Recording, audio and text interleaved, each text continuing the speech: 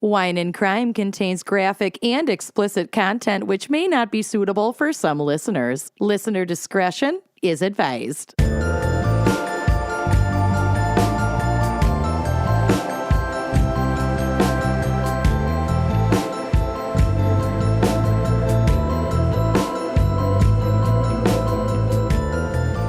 You are listening to Wine and Crime. I'm gonna fall asleep. I love her ASMR NPR voice, and I am exhausted. ASNPR. ASNPR. Oh my gosh, she's making me yawn. Holy The shit. podcast where No. three friends chug wine, chat true crime, and unleash their worst Minnesotan accents. I don't get it.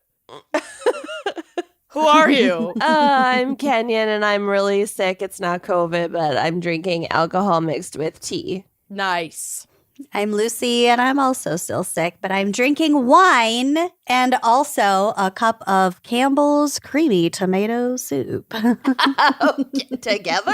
You're drinking that? Yeah, Did just you back pour and the forth. wine into it? It's just like a She's weird double Bloody Mary. fisting. I'm double soft log fisting. and tomato soup. And a string cheese, if you must know. I mustn't.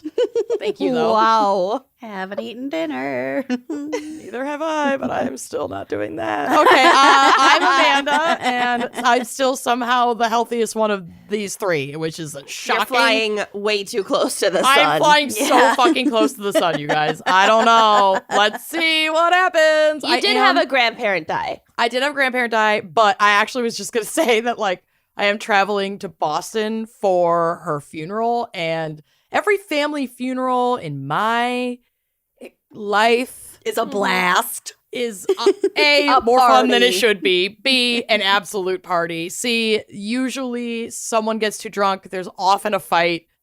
I have a feeling I'll be ill by the end of next week, but maybe not with like COVID or a cold. I More might with just be just, like, psychologically ill. Yeah. An existential. Existential Is- illness. Yeah. Is there going to be another Olive Garden dinner? No, because Grammaire was not an Olive Garden OG, an OG. Yeah. That was the other one. One of her favorite restaurants was this like adorable Chinese food restaurant in Westboro. I could see us maybe going there. That's where she had her birthday party, which was like literally just a week before she died. But I'll be like, you're back again. we're back, but Most of us. -1. Weirdest thing, we brought her here to eat for her birthday, 14. and within a week she died. Yikes. So we're gonna So need you a wanna comped go meal. back? Yeah. Ask for a decedent discount. Yeah, here's the certificate. But one of my aunts is also hosting like the whole family to just go to her house at least after like the visitation. So she's got a hot tub. It's gonna get weird in there. There will be crying and also telling really insane stories. So What's the worst thing you've ever done? I much. can't wait. I cannot wait for your grandmother's lots of funeral. videos. I am certain you will be getting videos from me. I will also very likely FaceTime the entire little group chat. So just, If I didn't Be have around. a baby, I would 1,000% crash this funeral. I know you would. You crashed my dad's and it was awesome. We I had know. so much fun at my dad's funeral. I know. Lucy, you fucked up. He put the fun in a funeral. Yeah, you like really fucked up. It was really fun. party. Yeah. You and Zach just fit right in that Olive Garden dinner. And then when we were encouraging my cousin to steal the decorative Magnum bottle of wine, Zach was like all about it. He was like the biggest fucking planning it. nudger. I Yeah. forgot Zach was even there. Oh yeah. Yeah. Drove from Jersey. Yeah. Yeah, they were living in right on Jersey up. at the time. Drove up to State College, Pennsylvania. It was a great time. Yep, it was great. So yeah, I am looking forward to coming back not well. Well, speaking of coming back not well, Exactly. that's a perfect segue into this week's topic, right? Yeah. Well, this is our very first revisitation. Resuscitation. Yeah. We decided, so our second episode, we were still feeling out the process. That Campbell's soup. Yeah. That is foul. I don't know why it's grossing Lucy, me out so it's- much. Oh, you need to. She is listeners.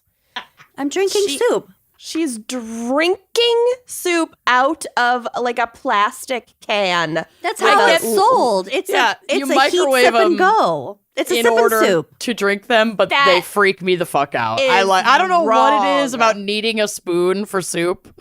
Otherwise, that's Adds just an a hot extra Bloody step. Mary Yeah, without exactly. any booze in it. It's not even that hot. It's kind of like a gazpacho. That's way worse. Mm. Oh, Mm-mm. I'm gonna. I'm blocking your But video. I am literally putting my notes over Yeah, Lucy's panel, so I I don't can't. have to see it. Great, because I'm Okay. not going to stop. On that note of psychopathy, we are revisiting our second episode, which is Arson. Mm-hmm. Our adult son, Arson. It's the only one that we attempted our Switch up. switch Our up, our switch up. rotation. Yeah, I did the background in psych, and Lucy did a case. We thought we were going to rotate Each week, yeah. each week, and it wasn't right. And we went back to the original format of episode 1, and we've been there ever since. So we Yep. thought we had to redo it, Yep. 2023. Yep. And we have Arson. We didn't start the fire, Oh, yeah. and it's a I'm gal's excited. pick. Yes. My case is wild. My case is also wild and tragic and sad. Great. So let's get to the wine crime pairing. Amanda, what have we got? Today, I am drinking the Tomato soup. Not fucking tomato soup. The Expression Chateau Beaubois White Blend Wow. from the Rhone Valley of southern France. And this is a great bottle because it seems really fancy, but it retails for like $17. Hello. Hello. It does So seem fancy. this region, the Rhone Valley region of France, was literally formed by a glacier, and like glacial lakes and streams from the Alps continue to nourish the soil in this region, which, coupled with the absolutely fucking perfect growing temperatures and like the seaside breezes of this area, make this an ideal place to make wine. Why So are you so I say aggressive this. right now? I am obsessed. I scooted back. Did you see it? I I am backed away. obsessed. I'm starting. Absolute fucking perfect. I just cannot get over a Rhone Valley wine. Okay. I Is it love near them. the sea? Well, no, but like Yeah. I mean, There's France. wind. France isn't huge. It's like trying to grow wine there.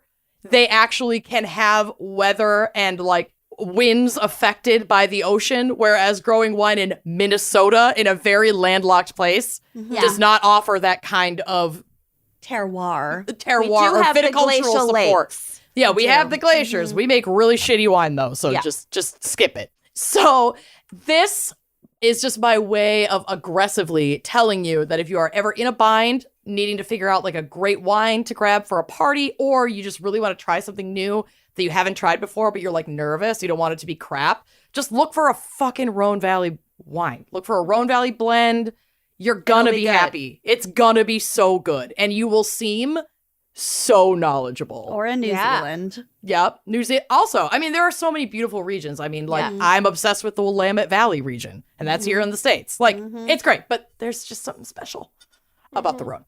So, this bottle has a lot of fun varietals in it, and while the name, Expression, doesn't link to arson perfectly, even though you could say that arson is an expression of violence.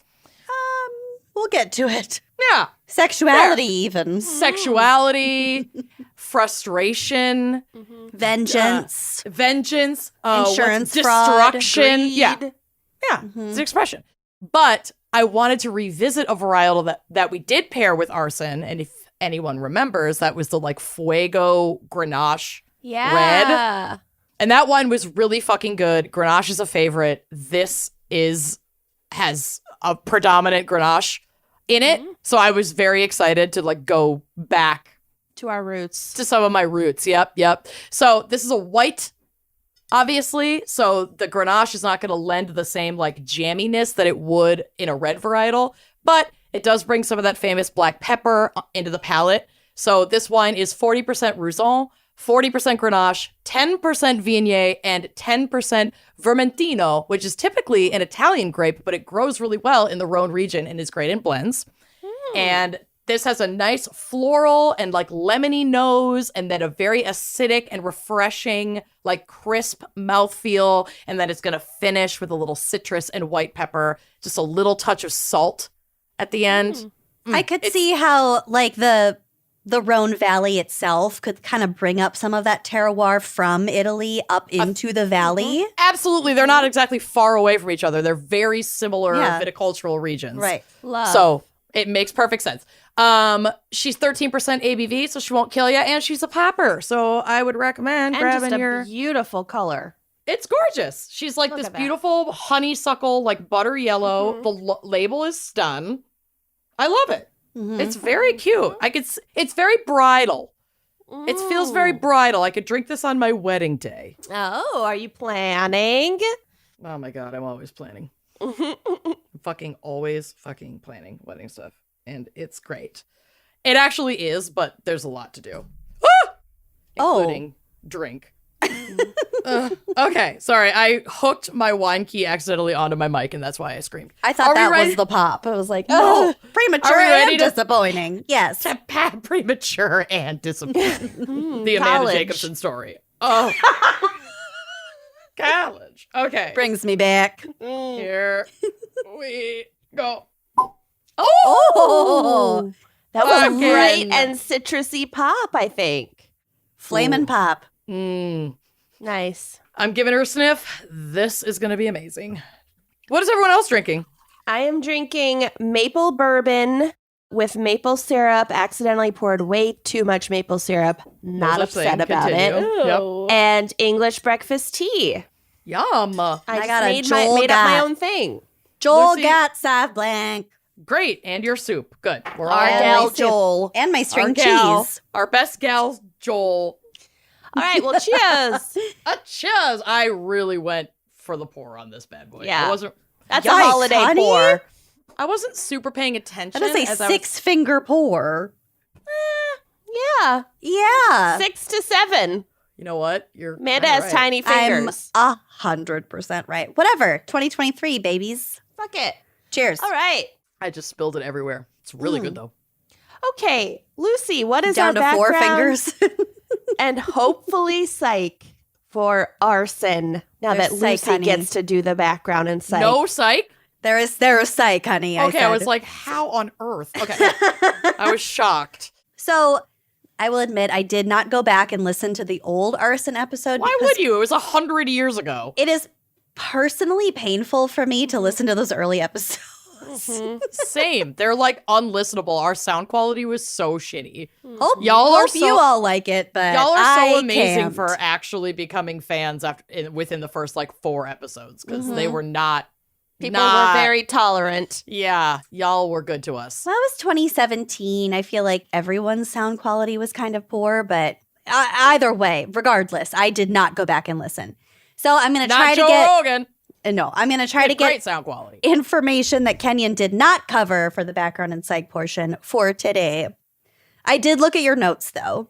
I don't think I recovered. Anyway, who the fuck cares? Here we go. From Encyclopedia Britannica, my lover. Arson is a crime commonly defined by statute as the willful or malicious damage or destruction of property by means of fire or explosion. Oh, okay. In English common law, arson referred to the burning of another person's dwellings under circumstances that endangered human life. But most modern statutes have expanded this definition so that arson now includes the wrongful burning of any public or private property.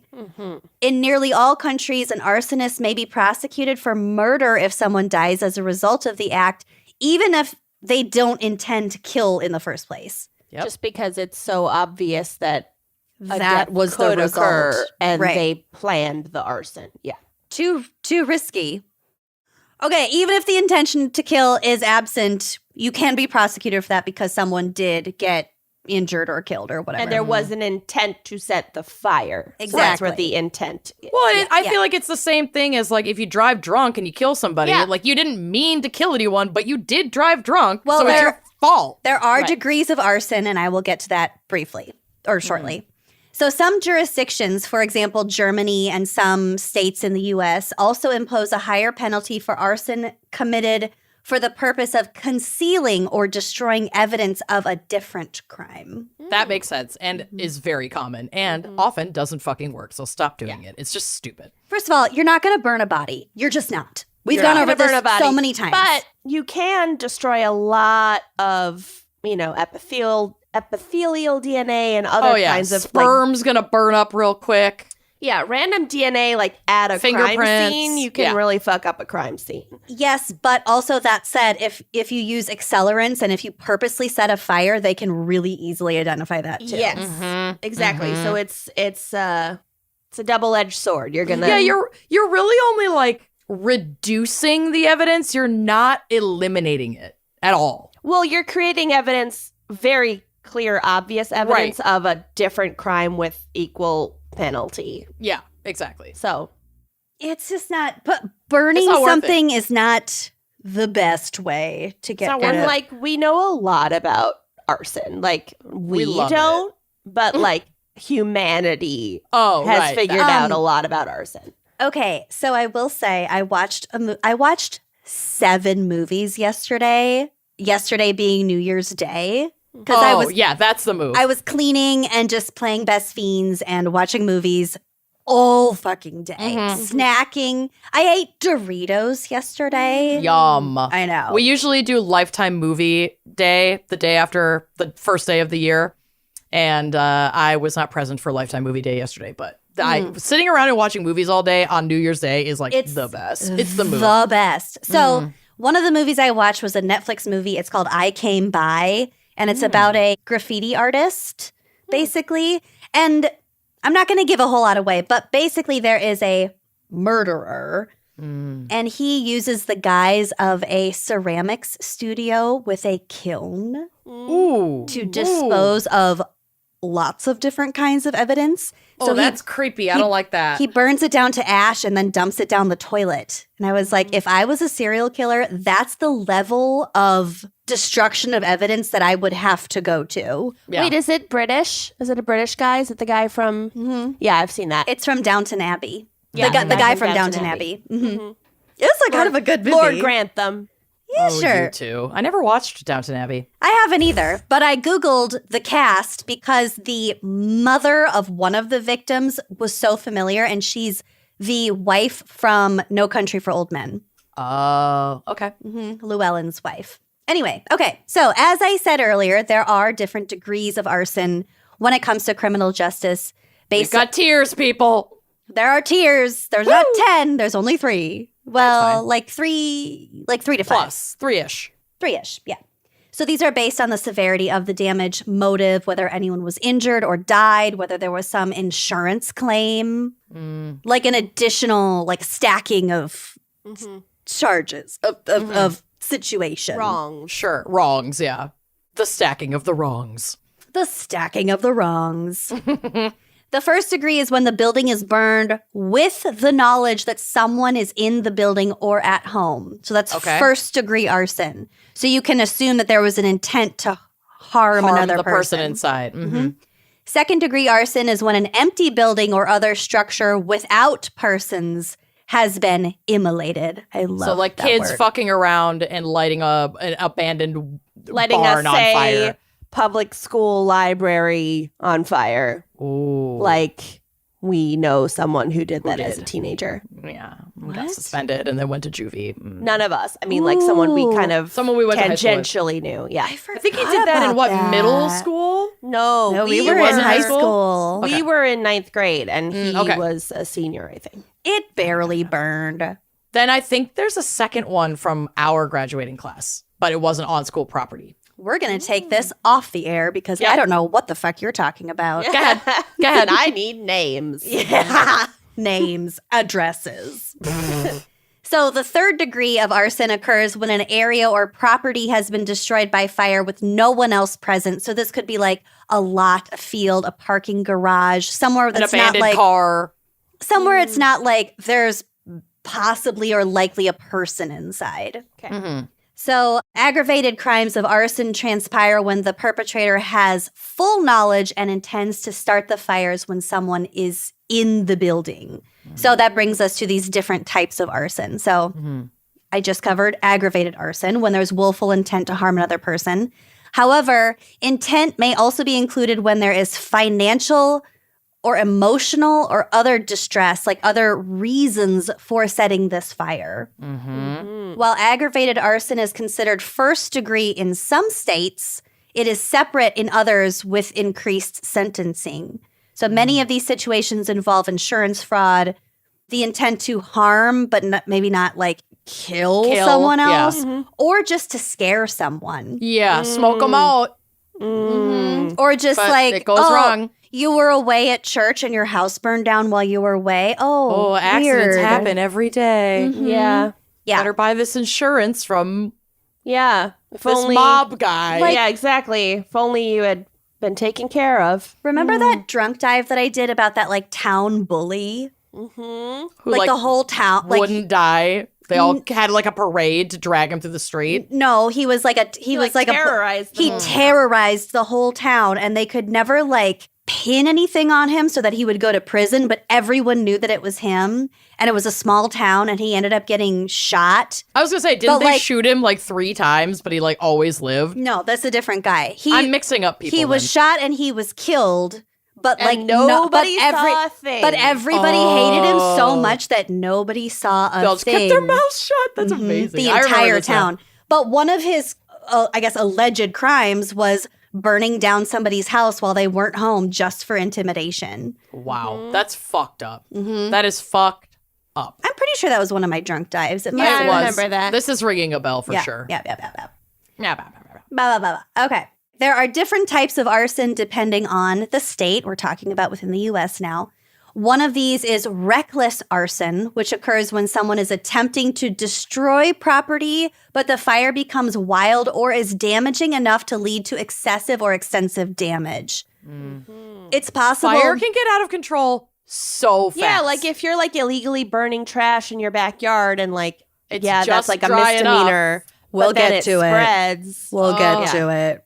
I will fucking get to it. Or gender reveals. Just fucking don't. Don't involve Yeah. explosives or fires or anything like that. Yeah. There are better ways to pop a balloon with confetti inside. If you must. Bake a cake. Yeah. Like, Open an envelope quietly and then tell your friends and family that Yeah. what genitals your baby Send has. a text. yeah, text Get- people. No one gives a fuck. No one Literally, gives a single Nobody cares. fuck about the genitals of your fucking baby. It's Love kind you. of gross. It is possible for reckless arson to happen through either accidental incidents or by flouting the rules of an area, such as when there are signs explaining that fires are prohibited, and then you fucking light a campfire anyway and it gets out of control. Looking at you, California. That's an example of reckless arson, or could be classified as reckless arson.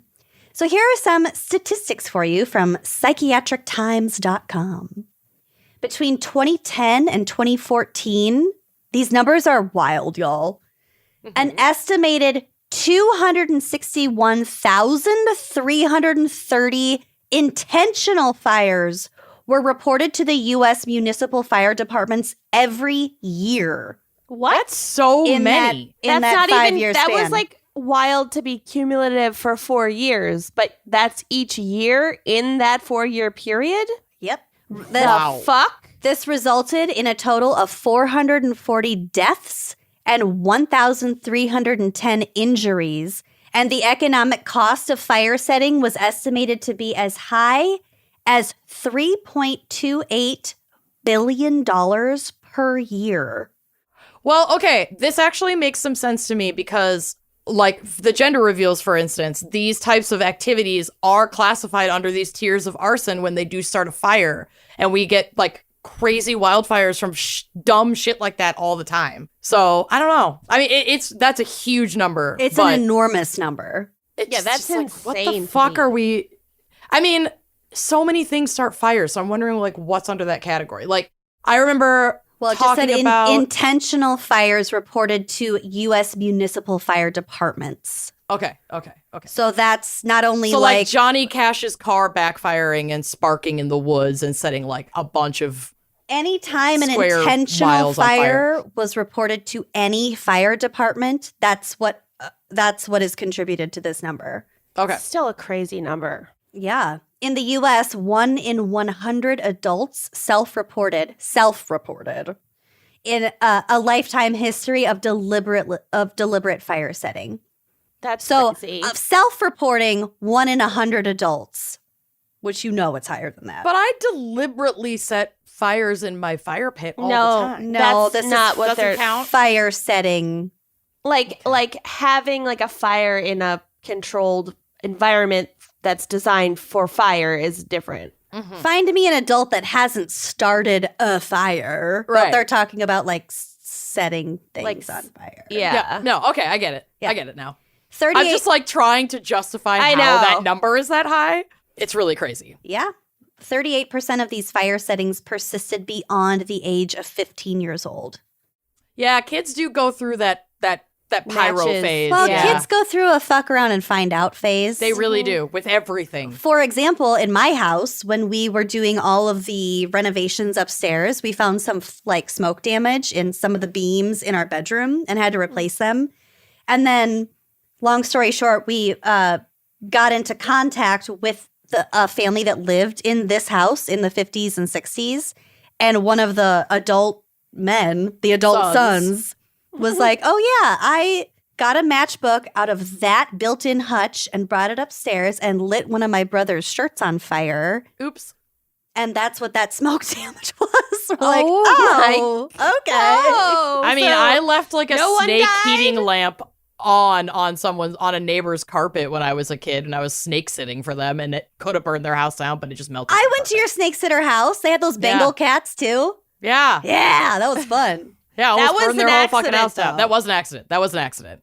I felt so awful. I was such an idiot. It was melted carpet, and I went back the next day with like carpet cleaner, thinking I could just clean up the melted burn spot in the middle of this kid's room. Your We brain were was in not fully ninth formed. grade. I'm pretty sure I was there with you, probably You probably egging you were, on. while I was remember the freaking the was fuck it not a out. ball python? It was. It was a ball python, and they had two of these wild Bengal cats. Which is the only reason I invited you to come over and hang out while I was pet Yeah. sitting for this family. Mhm. Yeah, it was. Never hire an adolescent to house or pet sit. Oh no, It's not worth it. It's not worth it. It's You're not not worth saving it. money when you have to You're- replace your yeah. fucking carpet. We're either gonna ruin your shit or have Yeah. sex in your primary bedroom. Yep. Or Yeah, both. or Or both. Yeah. It's never worth it. I don't care how responsible that kid seems. No. Yeah, no, don't do it. Because that Don't fucking do kid it. has dumbass friends. But Yep. also, as that kid, I have excellent memories of those times. Yeah. Absolutely. Yeah. Love it. So, what could lead a person to commit arson? Clearly, it would be for financial gain or to hurt or scare another person, but it could also be because of a psychological disorder called pyromania. And I know that Kenyon covered this in her original segment because I did look at the notes, but it is important to re-clarify. Pyromania is an impulse control disorder that gives people an intense urge to start fires. This may be for pleasure, to relieve tension, or for sexual gratification. Weird. Okay, I like it. Clinical pyromania is rare and is often a symptom of another mental health condition. I'll get to the comorbidities in a minute. People with this disorder may show an intense fascination with fires and objects associated with fires, such as lighters or matches. Anyone can develop pyromania, although it affects more males than females. It can also Everything does. it can also start to show signs and usually does start to present itself during childhood and adolescence. So here are some symptoms of pyromania. Intentional deliberate fire setting that happens more than once. Tension or arousal before setting the fire. So like getting Like excited there's like a about build it. up and then you like have to do it. Yeah. You like get hard. Yeah, gross. An interest in fire or fire paraphernalia, again, lighters, matches, whatever. Pleasure, gratification, or release of tension after setting a fire or witnessing a fire or its aftermath. So maybe they could even go to like a smoldering fire pit and still feel that. And stare into it. Still tension. come in their pants. We're Still not get just hard. talking about coming. But We we're are not now. not talking Yeah, about we're- it either. No, but it could also be me and Kenyon there are are only talking a about lot Pleasure, of gratification, or release of tension is like That's a cum. really euphemistic way of saying That is coming in the- your pants. There are a lot of Textbook different definition types of of coming. arousal. It's not all sexual. I just want to make that clear. Okay. Setting. Oh my God, it hurts my ears. Setting fires for psychological reasons and not as a protest nor an attempt to conceal evidence out of vengeance because of a hallucination or delusion, which I thought was important. not for coming. That is not an aspect of pyromania. It's not about hallucinations or delusions, nor is it about monetary gain. It's just about excitement and arousal. So Ralph Wiggum of The Simpsons is not a pyromaniac because of the rock where the leprechaun tells him to burn things. That would be a hallucination. He'd be acting out a hallucination. Yeah. It's not his innate desire or impulse. Well, he, as a real three-dimensional character who exists Correct. in reality. Correct. Is not a pyromaniac. Got it. I'm that tracks. And in contrast, here are some potential reasons for arson. So again, arson, pyromania, two different things. Arsons may be motivated by peer pressure, for insurance money, or to harm a person or institution. Or just like Or to get my eye to regular, stop twitching. just like mayhem. Light myself on fire. Or just to, you could be hired to do a job where it's like the person actually setting the fire isn't deriving any pleasure from it, but like, They've been hired to harm someone and this is the method or whatever. So like I said, comorbidity is common among adults who set fires. Adults. Common diagnoses include personality disorder, psychosis, substance dependence, and mood disorders. Reported prevalence rates of pyromania are relatively low, ranging between 0 to 10% of adults who set fires. okay. So at most, 10% of fire setters are actual pyromaniacs, according to these statistics. Got it. Okay. Lower cognitive functioning, intellectual disabilities, and other developmental disorders such as autism are also common, although exact prevalence varies widely depending upon the population that is sampled. For example, if they're inpatient, community, or prison samples. Whether the motivations of the fire starting are because of an impulse control disorder, such as pyromania, or out of a more logical reason, arson, murder, hiding evidence, general shenanigans, etc. I do have some stats on fire starting from Psychology Today.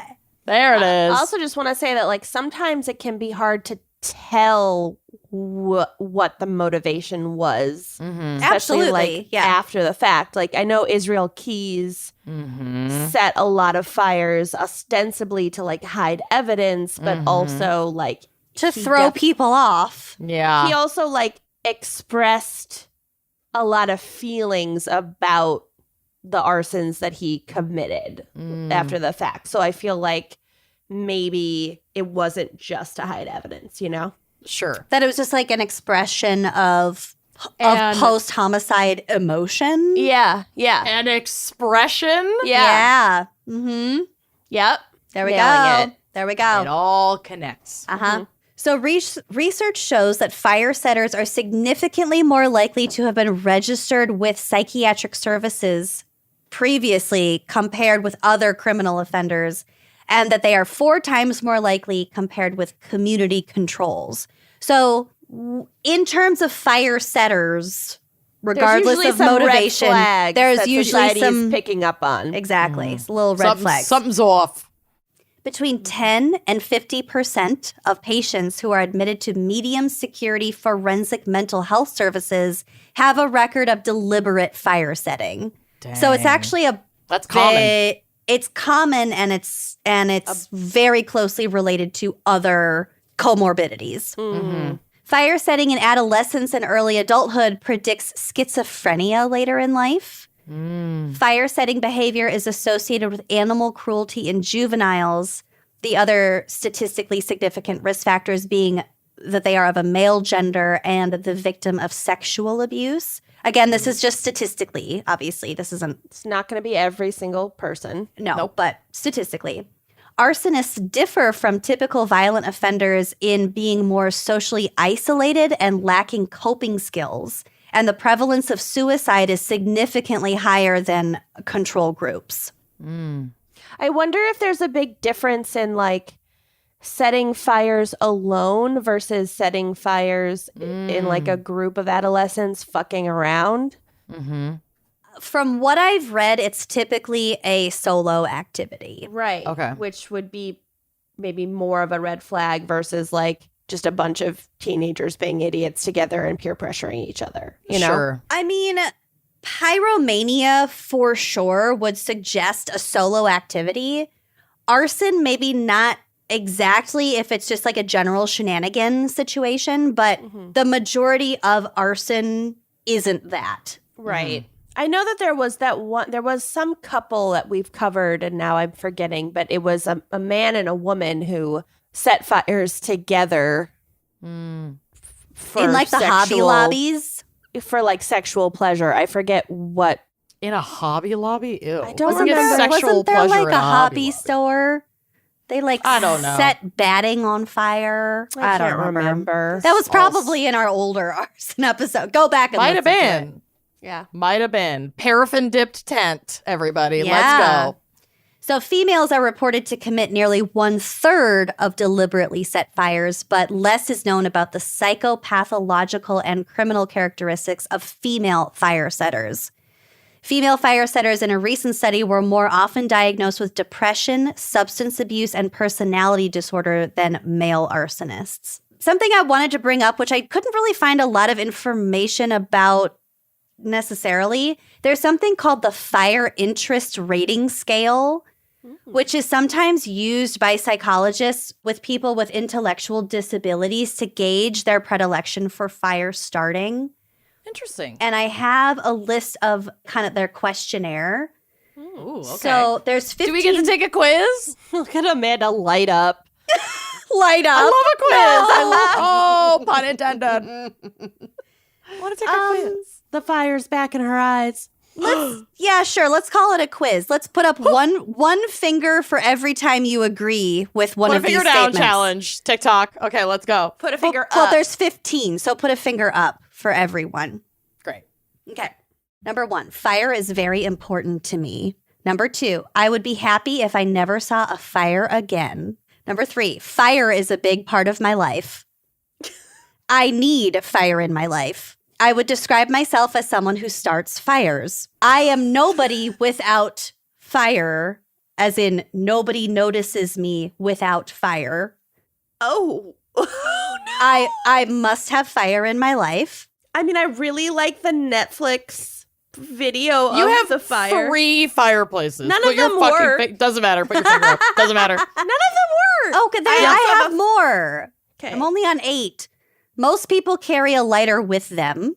People often set fires when they are angry. I would like to work as a firefighter.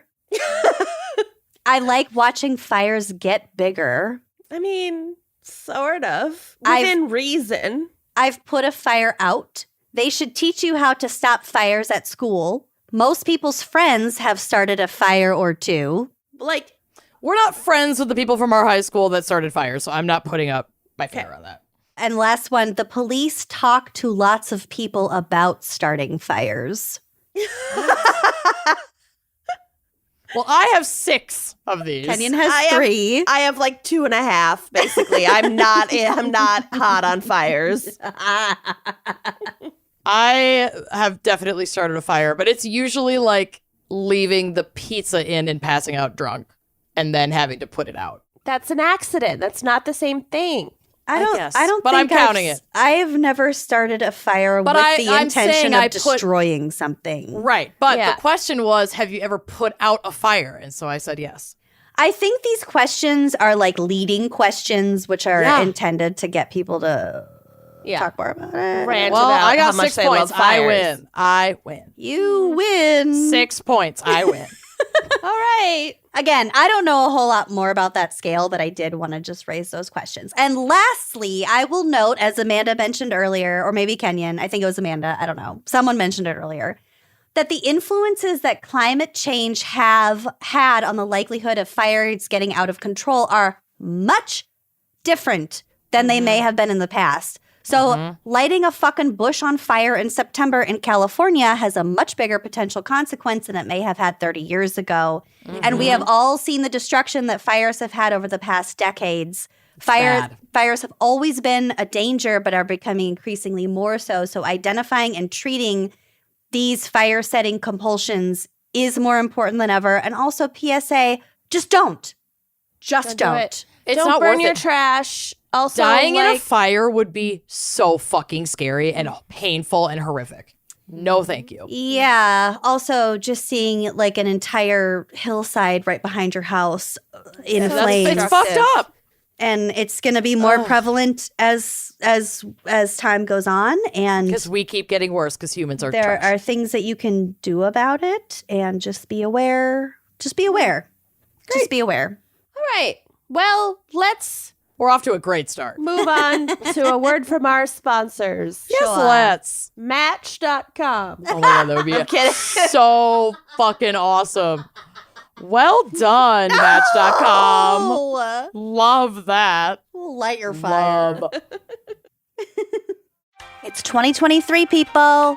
Those holidays are behind us. We got a new year ahead of us. There's just one more gift to be given. And guess what?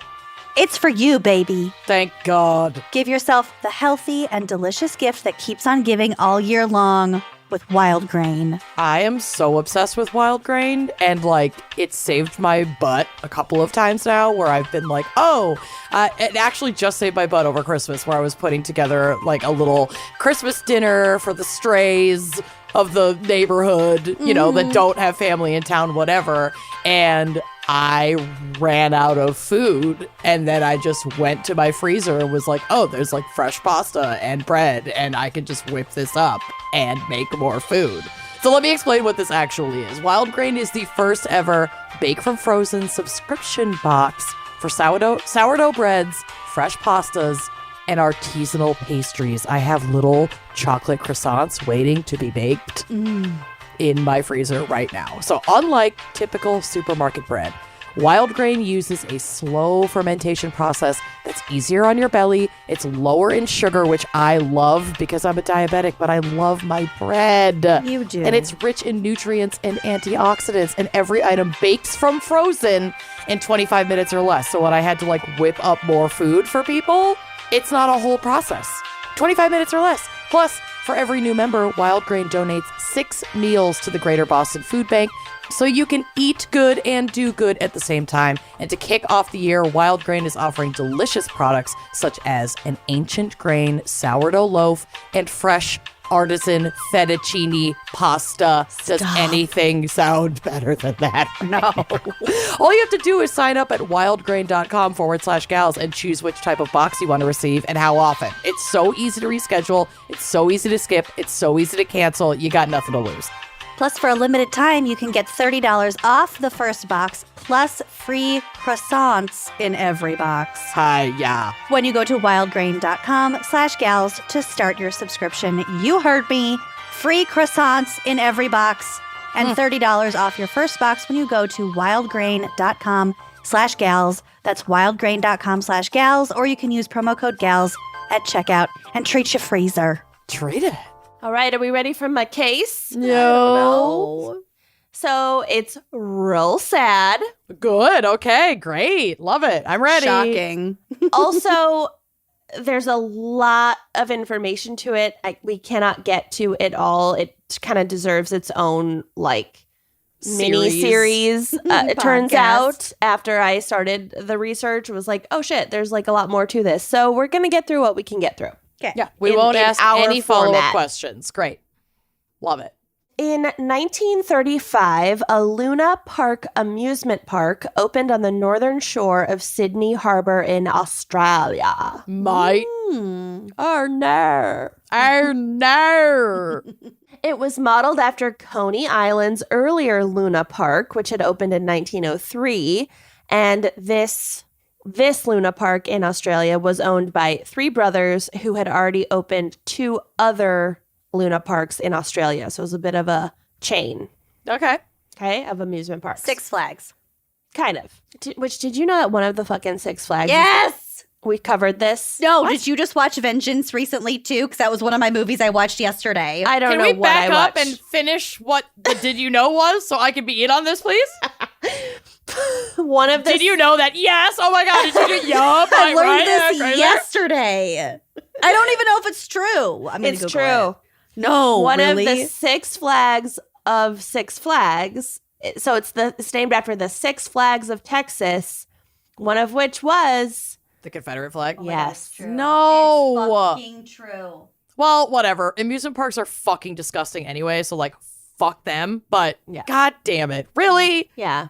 It's the Six Flags of the nations that owned Texas. Yeah. So it's like Spain, It's historically Mexico, accurate. U.S., Texas, something else, and then the Confederacy. So one I of hate the it. Six Flags is the Confederate flag.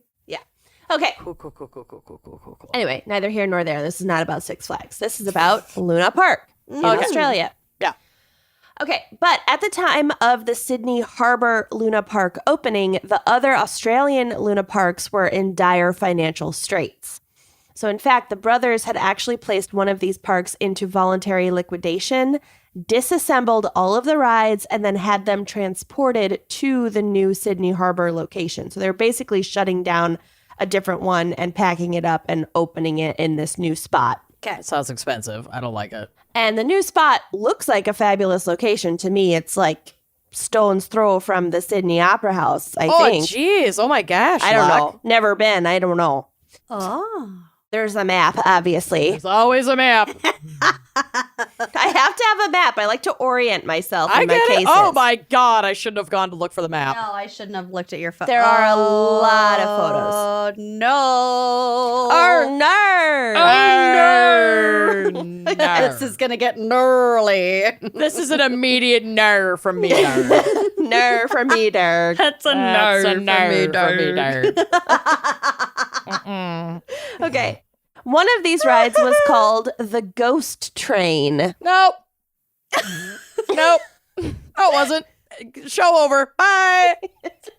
Riders would sit in a two-person tram car and be plunged into darkness as they entered the structure, which featured a train track with many abrupt twists and turns, No. cobwebs hanging from the ceiling, and scary figures leaping out at riders from the darkness. My back, with my neck.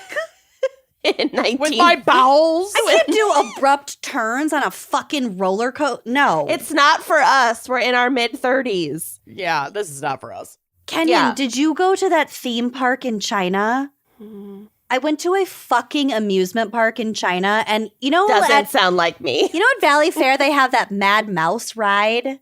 Yeah, it's like a little roller coaster. It's yeah. like really tight turns and really tall. It was like that, but like rusty and made of wood. Not OSHA compliant. I really thought I was gonna die. You might have. You probably came very close that day. Maybe I did die and now I'm a ghost. I went on something in China. I think it was at Zhangjiajie with the not toboggan, but like the slide. Oh, the slide. Yeah. You Like a luge? you sit on a burlap sack and you slide down and you just use your feet to stop you. Yeah, it's like an alpine slide. That was kind of Yeah. fun. Yeah, I That- did that. this I wasn't screamed that. the entire time. Okay. This was my safety was completely out of my control. Well, we will get to it. Okay. So, the Sydney Harbour Luna Park was an immediate success and remained so throughout World War II, the post-war years, and into the 1960s. Although many new rides were added in those decades, the Ghost Train remained a key attraction. It sounds awful. You would absolutely ride this thing. I probably would, but I don't think I would love it. Okay. If it has drops, no. If it's literally just like a child's train going through like a spooky place, yeah, I'm down. But the twists, the turns, I'm not a rides person at fucking all. It's the main thing to know about it is that it is a very twisty, dark tunnel. Great. Okay. It's basically the Cool. inside of a duck's vagina. Oh, God. Like that picture I sent you Yeah. of me as a baby. Yeah. Okay. So in 1969, the park changed ownership. Under this new management, winter closures were abandoned. So since 1935, winter had been a time during which the park added new features and, more importantly, completed maintenance work on existing rides. But now the park would remain open year-round, and all that would have to happen just like in the off hours, like at night or whatever. Of course, the winter months were still slower in terms of attendance, and usually staffing levels decreased during these off-peak times. So it's still open, but it's Yeah. Quiet. quiet. In 1975, Luna Park's lease expired. The new owners attempted to renew it, but negotiations with the government ground to a halt. There were competing proposals to develop the land into high-rises or luxury shopping complexes, and it seemed no decision could be reached. However, the park was allowed to continue operating on a month-to-month lease kind of while they hashed it out, Okay. and this lease business will become relevant later. Then, in winter 1979, tragedy struck. On June 9th, remember, it's the southern hemisphere, so that's winter. Ooh. Around 10:15 p.m., Luna Park employees who were operating the ghost train noticed some smoke coming out of one of the entrances. Oh, God. Oh, no. No, trapped on a ghost train that's on fire? Bye-bye. Fucking bye. It's like that Nick Cage, the flaming ghost rider. Oh, my God.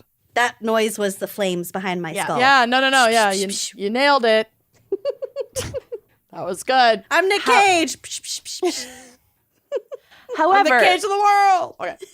these employees were just filling in temporarily for the ones who normally operated the ride because this was such like an off-peak time. Oh, it's not the A team. It's like the D team. Yeah. Oh, shit. And so they did not It's winter. immediately realize that something was amiss. They thought that the smoke may have been a normal part of the ghost ride attraction. No, honey. They thought it was like fake smoke. That's not Baby girl, it's not. fair. I think And that's you've been working fair. there long. No. If they have, this they ride weren't- goes all day, every day. Not really. It's in the middle of winter. guess. They're not the A team. They weren't trained properly and they're understaffed and there's all kinds of shit. There's fake cobwebs, there's fake lights, there's fake whatever in this True. ride. All right. And it's like They've definitely not not up been to trained code properly. anymore. Yeah. No. But very quickly, it became clear that this was not the case as thick black smoke began billowing out of the ride. Oh, no. And there Black are people smoke's on not it, I'm good. assuming. Yeah, it's there going. are people in there. Oh, my God. Ugh, no. No. The employees began frantically trying to pull riders out of their cars as they exited the interior of the ride. So, like, they did step up and try to, like, get people out, but it's a twisty, turny tunnel. So they're getting people out as the train is moving, as the cars are coming out. No. New fear unlocked. No. Every Nope. episode. Yeah. At least it wasn't me this time. Yeah, thank you. You're welcome. We take turns. Yeah, that's great. We So- rotate. We're back to rotating. Such good friends. I love this. Okay, I told you, I warned you it was really, really sad. And it's Yeah. really, really sad. Okay. So, believing they'd succeeded in getting everyone off the ride, they stopped rescue attempts once a string of fully empty cars started coming out. So they thought, okay, we've got everybody out. Due to a combination of issues, however, including understaffing in the park and fire hoses that did not reach all of the rides. So, like, the fire hoses are located in, like, you know, kind of like a main area. Oh, my But, like, God. the hoses literally aren't long enough to get to this part of the ghost train. That is horrific. That is an oversight. Mm-hmm. Fuck. It took a full hour to get the blaze under control, by which point the ride had been entirely consumed.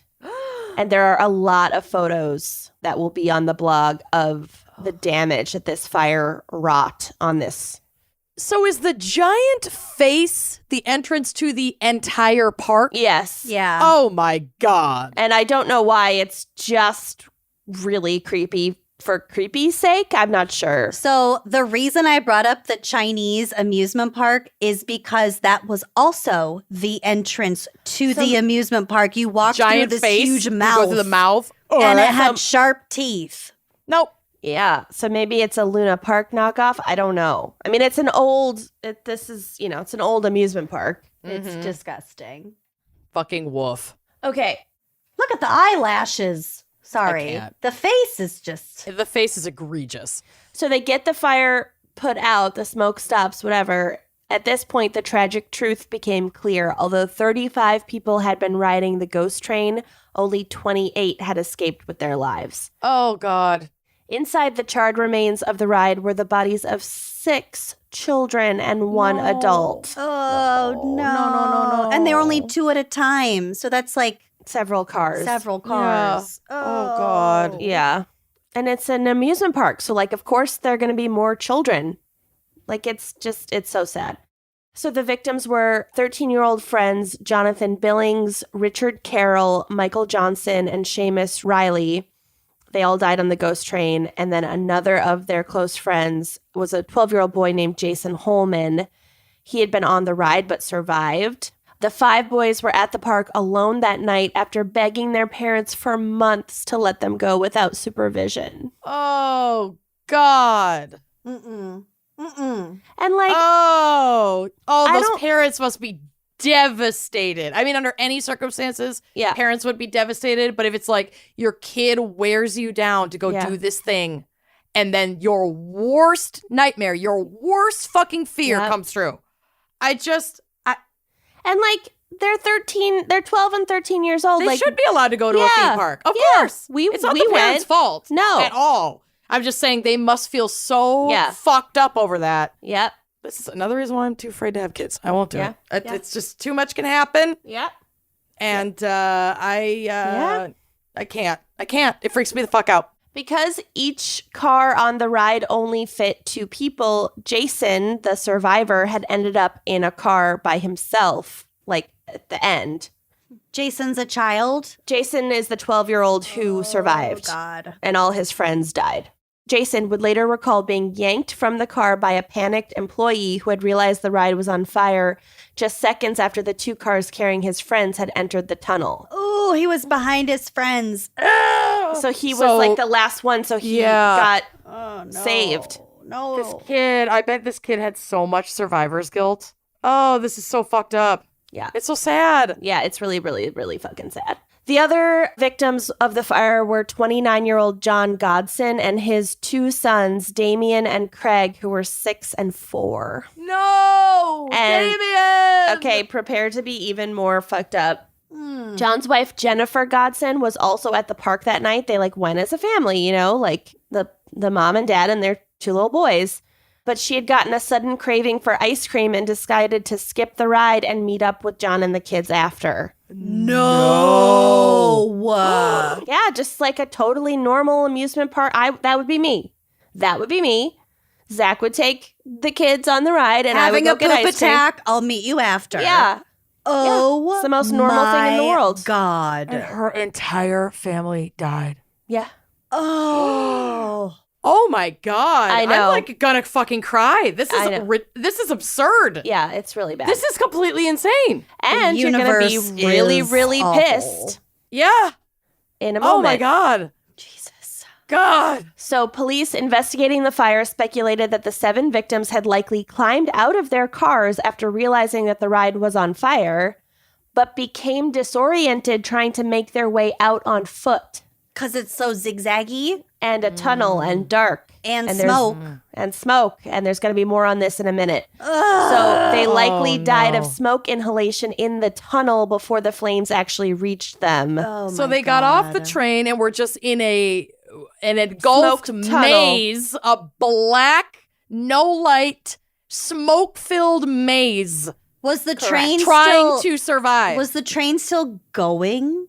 Yes, but they Like- weren't in the cars anymore. But they jumped would out have trying to escape the survived fire. if they had just stayed that in the car. that we We don't know. that we can't know, but that's why the car started showing up empty, and the employees thought, okay, we've got everybody out. Oh, no. Yeah. Nope.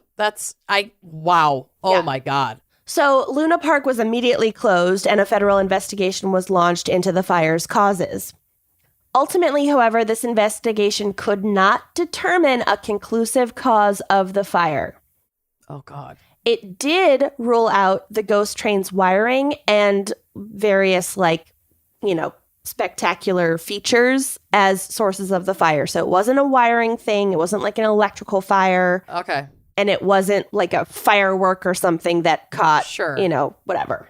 The investigation also concluded that the management at Luna Park had failed to develop an adequate fire suppression program despite recommendations that had been made following a fire safety inspection 18 months earlier. 18 months. Oh, my Who owns fucking this shit? God. Are you going to get to who the fuck is responsible for this? We'll get to theories. I need names. Yep. Following that fire safety inspection, the fire department had specifically pointed out the risks posed by the ghost train's wooden tunnel, which had neither emergency lighting, nor exit signs, nor a sprinkler system. They're just going down a cave. Just going down a wooden cave, black wooden cave. Fire-prone cave. Guys, the 60s and 70s were the fucking Wild West. No one gave a fuck about safety until the 90s, basically. Yeah, literally, yeah. Until we were toddlers. It's amazing safety anyone was is not a thing.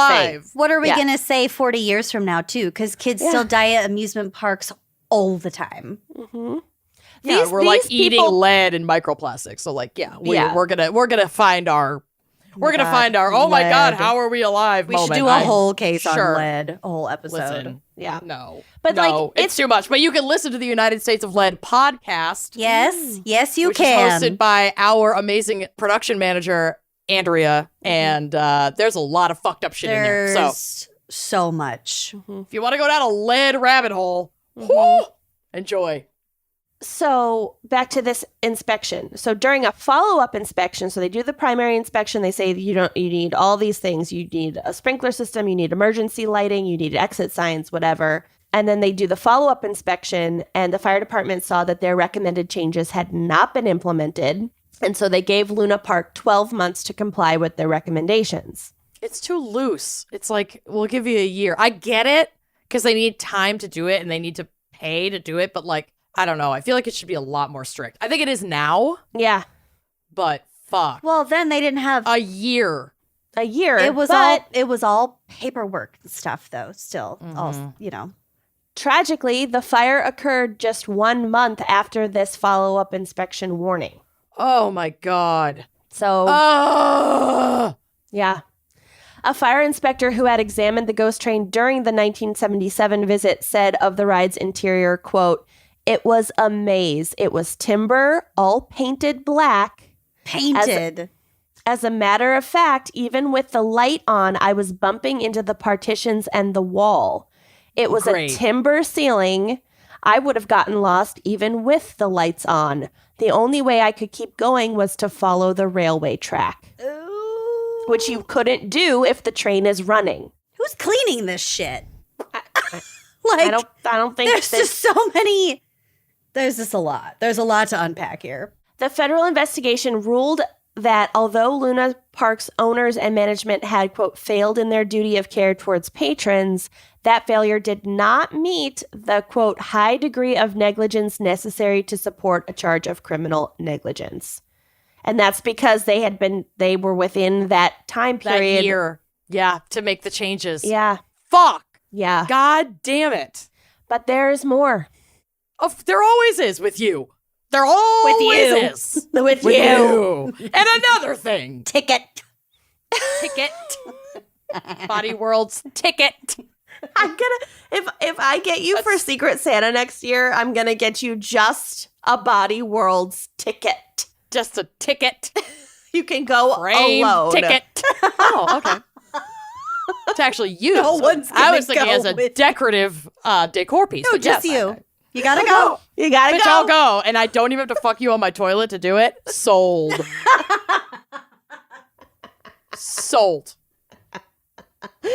If Bill wants a ticket, he has to fuck you on your toilet. Yeah, Bill wants to go. Hear that? Yeah, I like this. Okay. I'll fuck you for it. Oh, We have to stop. fight over one ticket. Enough. Okay. Bring back the soup. Oh, I got it, baby. that is worse.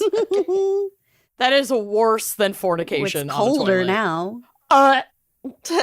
Okay.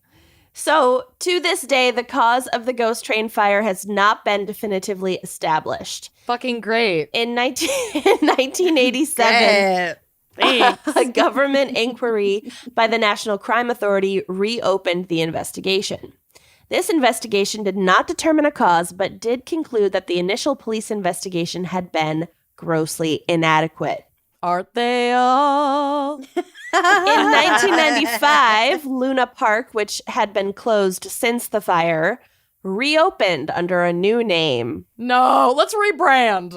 I cannot wait for the new name. Is it like En Fuego Park or something Oh my fucking God. ridiculous and What? disrespectful like I that? don't remember what the new name was. In well, that's- Fuego Park. It's boring. So bad.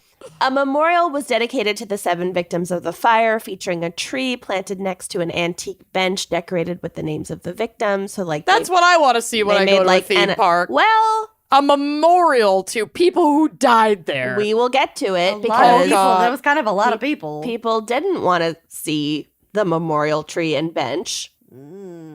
However, when the park underwent redevelopment in 2003, the tree was uprooted and the bench was conveniently lost. Come on. To a random fire. That's disrespectful. Parks, It is disrespectful. I'm not saying that it shouldn't be there. I'm saying that fucking amusement park should go under entirely. Like that should have been the nail in that in amusement park's coffin, where people are showing up and they have to walk by a tree and bench memorial to like 7 people who fucking died there. Bye. I think I'm turning in my tickets. I think putting it up Ticket. and then losing it and uprooting the tree is worse than having it up in the it first is. place. really way fucking worse. disrespectful, Destroying and it's about it, to get it's more fucked up. disrespectful. Cool. The park's director at the time, Warwick Doughty, which, like, how is that a real human's name? that is a villain's name. Yeah, look at Very his Australian. look at his photo on the drive. Oh, is he the guy with the mustache? He He looks looks like the mouth entrance Oh. of the amusement he park. has very white hair, a shock of white hair. I really just put a mustache on this man in my brain. Mm-hmm. There's 'Cause no he's one a- in here with a mustache. 'cause But he's he- a villain. Is a board game villain, Warwick Doughty. His glasses are awful. He As someone who owns- had those glasses, they are awful. He owns Atlantic and Baltic and Yeah. just past Go. Yeah, he sucks. So he stated insensitively in an interview that he did not believe the memorial had, quote, relevance. Wow. Because he's like, it was a different park. Holy shit. What a fucking asshole. Mm-hmm. Wow. It was only after campaigning from the victims' families that a new memorial was installed, this time a plaque bearing the victims' names. One person present at this memorial's unveiling described themselves as, quote, unimpressed. Oh, there it is. Since the ghost train fire, there has been speculation that the tragedy was no accident at all, but deliberate sabotage. Oh, dear. In May of 2007, this theory gained additional traction when a woman named Anne Buckingham claimed in an interview with the Sydney Morning Herald that her late uncle had been responsible for the fire. Her uncle was another improbably named man, Abe Saffron. What are these names? Abe Saffron and like Warwick Buckingham or whatever the fuck his name is. Doughty. Doughty. Or Daughtry? I don't know. Chris Daughtry. Saffron. Abe You are Saffron. a fictional character. I'm Yeah. sorry. I hate to break it to you, but you're not real. Yeah. So Abe Saffron was a notorious hotelier, nightclub owner, and property developer who was widely known to be a major figure in Australian organized crime. There it is. Oh. Got it. Mm-hmm. Although it was an open secret that he was heavily involved in a range of criminal activity, including running like most of the brothels, Brussels sprouts. running most of the Brussels sprouts in Sydney. Yum. Illegal alcohol sales, bribery, and extortion. The only crime Brussels, that Saffron... brothels, and bourbon. Sorry. The only crime that he was ever formally charged with was tax evasion, for which he served 17 months in prison. Tax evasion. He was just like a big old mobster. Yeah. Yeah. But it was also Big old, tig old biddies. Big old mobster. Mobsties. but it was also widely believed that he was associated with at least 7 arson attacks, mostly for insurance payouts on properties he owned or like owned under like a false name or like a shell company. Or killing children at an amusement park. In the late 70s and early 80s. So he is on a tear of insurance arson. Fuck you, Abe Saffron. Mm-hmm. So his God. niece, Your next sentence I Your never next thought I would say. tattoo. My next pet is going to Just be put it Abe around Saffron. your neck. Fuck you, Abe Saffron. Fuck you, Abe Saffron. Everyone's like, don't explain what? it to anyone. I will never explain it to anyone. But when I land in Australia, they'll welcome me with open arms. Yes. They'll throw flowers at your feet. Yes, I will be welcomed like a queen. You'll Fuck get you, But not Abe like Saffron. the queen. No, because I don't like her. But rightfully so. She Yeah, wasn't yeah. welcomed that much. Okay. No, You'll be the queen welcomed like fucking Princess sucked, but Di. Yeah. No, like a queen, not the queen. Yeah. All right. So the niece stated in an interview that she believed her uncle had hired people to burn the ghost train as part of a plan to gain control of the disputed Luna Park lease, Oh, for God's sakes. but that he had not intended for anyone to die in the fire, and that's why he chose like an off-peak time. Okay. Oh, well, congrats. You only killed, what, 7 people. 7 people, 5 or 6 and children. a bunch of kids. And oh, great. one woman's entire Entire family. family. Didn't mean to, though. Bam. 17 months for tax evasion. Jesus Yeah. Christ. So I read different things. One was that he was trying to sabotage it so that the owners would have to break their lease and then he could get the lease and own the property and like take over. And the other was that he secretly owned it under a shell company and it was for insurance. So I don't Okay. know which is true. I've read both. Okay. So this rumor had been around during Saffron's lifetime and he repeatedly denied any involvement.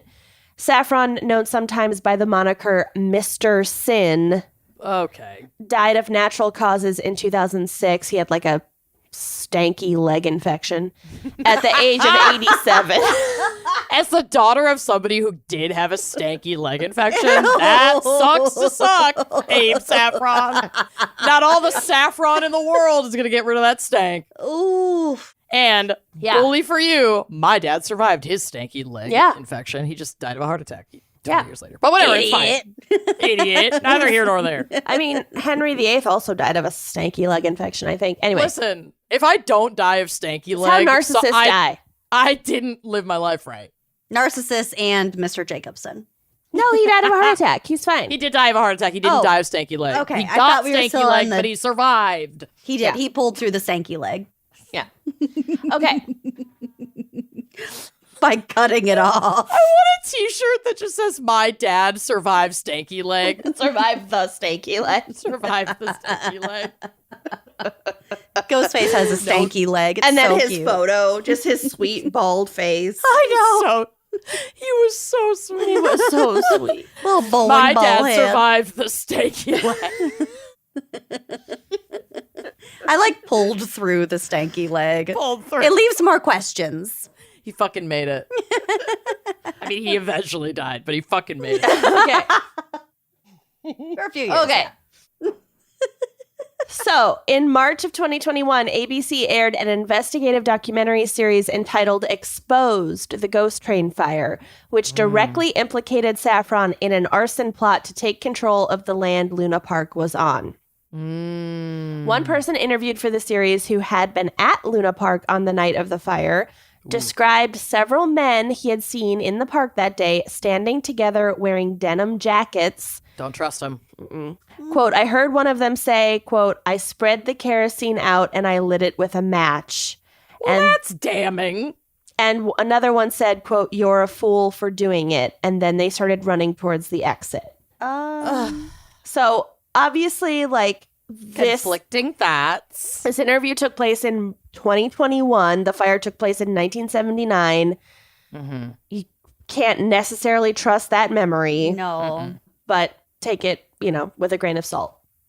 2 former senior Sydney police officers state in the documentary that they believe Saffron ordered the crime and that his involvement was systematically covered up by corrupt police and government figures on the mobster's payroll. That makes so much sense. Yeah. And he, was infamous for having a Cops in his ton pocket. of people, in his pockets. the mafia. Yeah. This tracks. And it was really valuable land. Tracks. Tracks. Oh, no. The same year the documentary was released, the Minister for Police and Emergency Services put out a $1 million reward for anyone who could provide information about the ghost train fire, because it's still technically an open case. As for now, however, it remains unsolved. It doesn't seem like it would take that much to start that fire. Like, I'm not saying it wasn't done intentionally. Yeah, the place was a fucking tinderbox as it is. It was but a painted wooden maze where there's Yeah. air flowing in and out to spread fire. It's- Electricity at some point, Cobwebs Not up are to fucking code. flammable as fuck. Like all that, Halloween decor. all the friction on the tracks. The whole thing may as well have been built out of fucking dry Christmas trees. You could for probably light a book of matches and the whole thing would have gone up. Yes. all- without accelerant. It did not take much if But it it was did- intentional.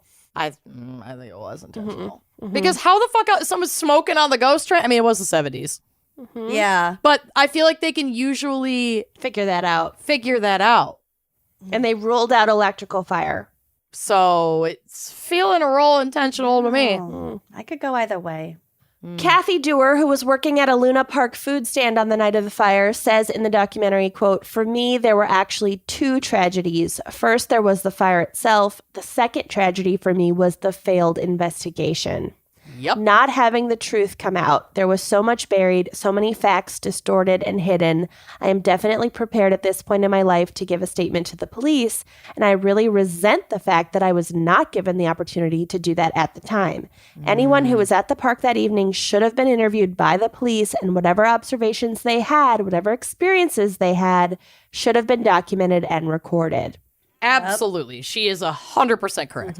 On the 36th anniversary of the fire, Jennifer Godson, the woman whose husband and 2 sons died, 2 sons died in the Bless fire, her fucking soul. said in an interview that she and Jason Holman, the 12-year-old survivor where all of his friends died.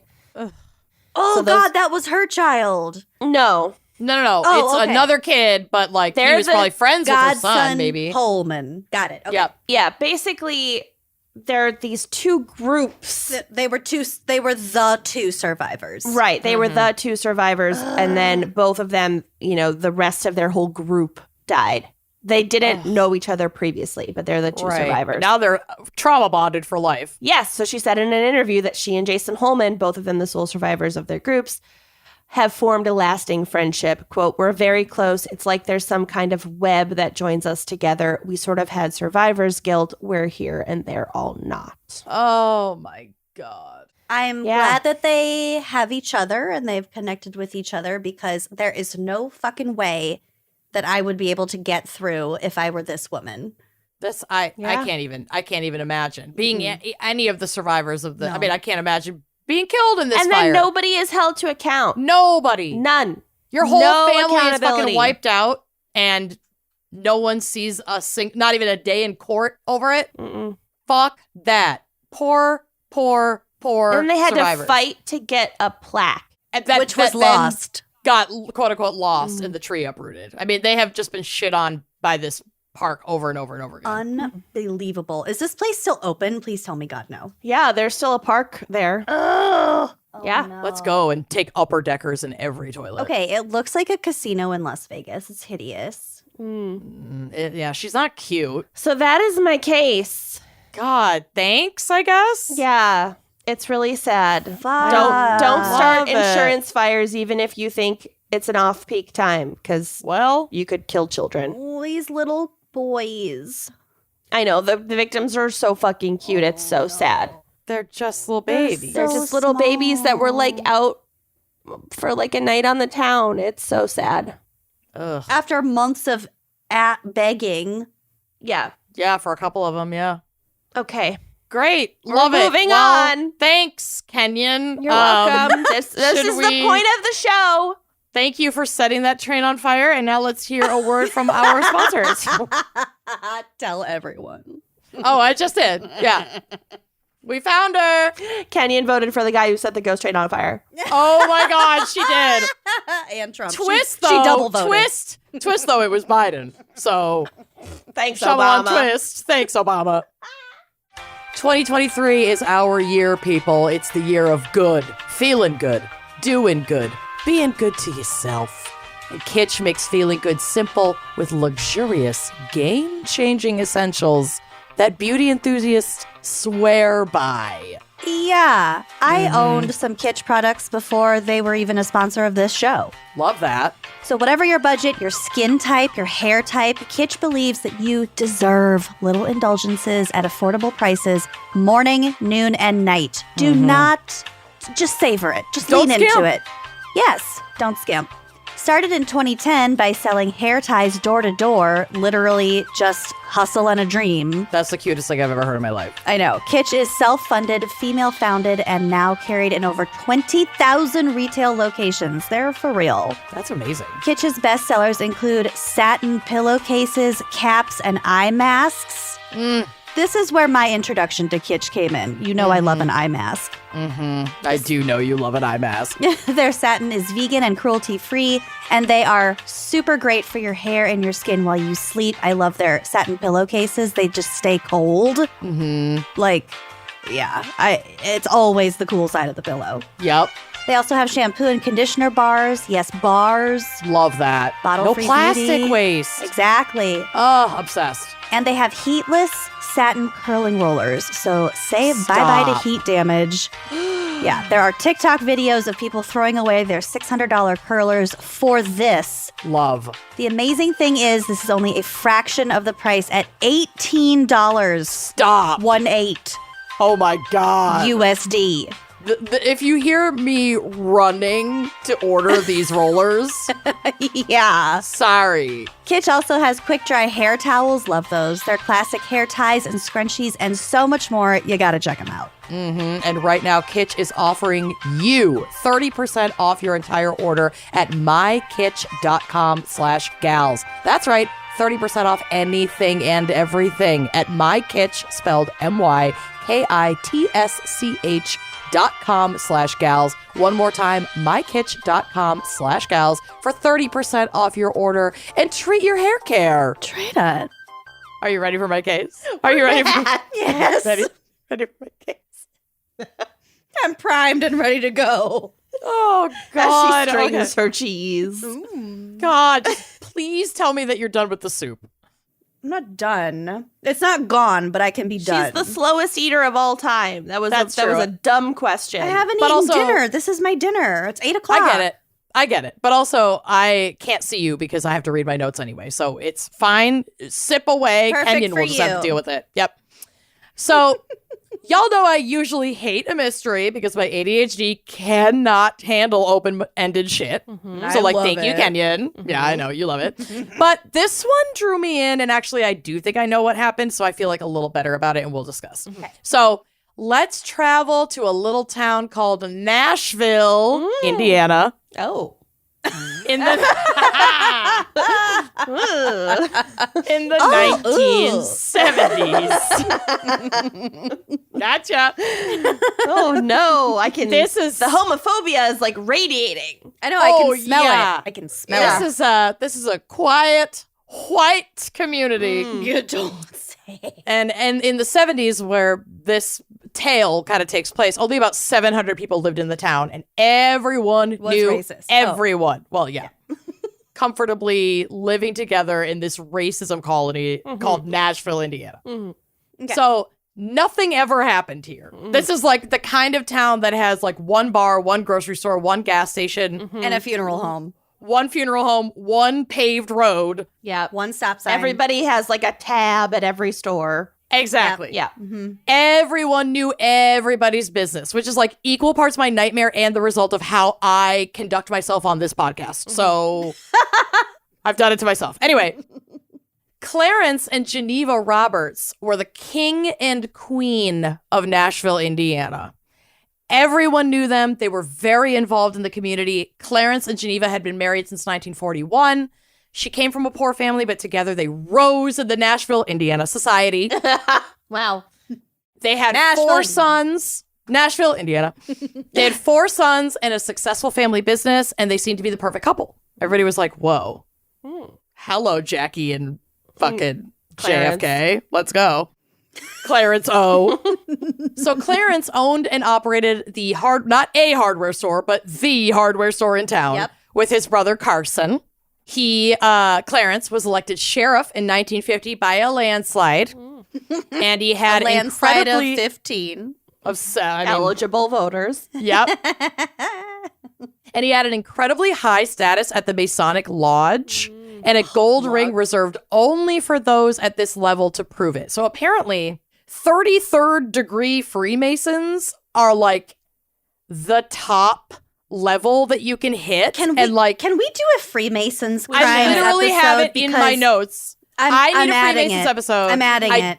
I don't know shit about them. Because- I think yeah. my grandfather might have been one, or maybe he was a Shriner. Like, what's the one with the silly hat? That's a Shriner, but I don't know if that's related or not. I just added Freemasons I need more crimes. information. Yeah, okay, good. I'm glad we're all wanting to go on this rabbit hole Yeah. because, like, can you tell my meds had not kicked in yet when I wrote this? Because I was like, Shriner, silly hat, who is this? Can we do a Freemasons? But they're like all kind of connected. Also, It's all the Illuminati. It's all weird, creepy, old, like, white man frat. is Freemasons one word or two? It's 2, I think. Freemasons. Anyway, all of this to say they were small town icons. So it came as a huge shock when on November 18th, 1970, firefighters responded to a blaze at the garage, which is like shaped like a barn, on the Roberts property. After hours and hours and lots of community support fighting the massive blaze, they were able to assess the rubble and found the charred remains of a body in the ash. The body had no arms or legs and had a shotgun laying across the chest. We'll get to it. Fuck? Okay. Yeah. The remains were confirmed to be those of Clarence Roberts. The scene was odd, though, to say the least, and authorities speculated that Clarence, or whoever this body was, had died by suicide. It was like believed that it was Clarence at this time, possibly igniting the flames before turning the shotgun on himself. Without his arms or legs? Well, firefighters said the flames had been so hot that they could have burned his arms and legs clean off in the blaze. Now, to get ahead of Lucy's questions that I know are coming, we know that fire doesn't get rid of everything, and it often does not get rid of bone. Mm-hmm. And I don't have all the details about the crime scene. So, like, I'm not sure if the arms and legs were, like, missing, like, completely gone, or if the soft tissue had burned away and maybe, like, some of the connective tissue at the joints, thus separating the arms and legs from the torso, and that they were maybe, like, charred and kind of In little separate piles. in the piles. I don't know. In like a starfish of ash. I don't scenario. know. I don't know, but Okay. I think we will know. I'm sorry. We don't know, but And like like a starfish of ash. I'm Yeah. visual. like a Jackson Pollock of ash. We're gonna know 5-pointed prism of ash. like a pentagram of ash. We're gonna know once we get deeper into this that like these arms and legs did not burn off. Okay. But like at this point in the speculating. investigation, they didn't know this. The investigators were like, "Oh wow, burned his arms and legs clean off. That's Clarence Roberts right there. He shot himself in the face. cut off his arms. Oh my God." Some forensic accounting, though, did show that the hardware store was in serious debt. And this certainly supported the theory that Clarence had taken his own life. So this is a quote from Unsolved Mysteries, which has like an entire wiki fandom that goes deep into all of these cases, and I'm obsessed. So I love unsolved mysteries. Yup, and I will let folks know at the end which episode this is so that you could potentially go watch it. So, from Unsolved Mysteries, quote, to finance his extravagant lifestyle, like he liked to buy shit. He had like multiple cars and shit. Clarence sold his hardware business and gambled everything on 2 property investments, an apartment building and several grain elevators. All of these investments failed. He also submitted altered and or fictitious bills to an insurance company regarding the apartment complex that he purchased. By fall of 1970, I'm burping. Me too. Woo! Okay. By fall of 1970, he knew that he was in serious trouble. In October, so 1 month before the fire, Sheriff Warren Roberts, who happens to be Clarence's brother, Oh, so Clarence was the sheriff for a while, and then his brother became sheriff. passed the Oh, baton good. to Warren. Wow. What a Nepo baby. It's such a nepo baby. Is that what it's called? Is that what that is? Yeah. It's kind like of. a hot word now. I don't even, like It a is. nepotism. Yeah. Yeah. Nepo babies are a Hollywood thing. If you watch fucking... It's an everything thing. I know. Yeah, if you watch Euphoria, then you like Nepo babies. Get over it. God. So Clarence's brother, who is now the sheriff, or the sheriff at this time, repossessed 2 of his fancy cars. Oh, his brother had to repossess His own brother had to do it. Without Not great. awkward. So Clarence and Geneva were left desolate and desperate. cars. Without cars. Well, they had probably one of their cars, but like they had like 5. But and like they're fine. they're poor, but they're fine. They're not gonna fucking die. They're poor white people in a community that will support them. So They're they fine. didn't need. Let's just say They Clarence went from being rich to being not rich, to faking being rich to now. actually not being rich. Yeah. So Clarence and Geneva, like I said, they're penniless at this point. Robert, or Bob, the brother, recalled that Clarence had become depressed and possibly suicidal around this time.